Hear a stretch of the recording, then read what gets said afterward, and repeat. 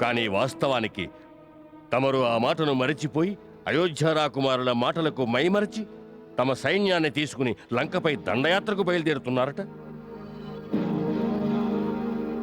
ఏ ప్రలోభానికి లోనై తమరు ఈ తప్పు చేస్తున్నారో రావణుల వారు తెలుసుకోవాలనుకున్నారు.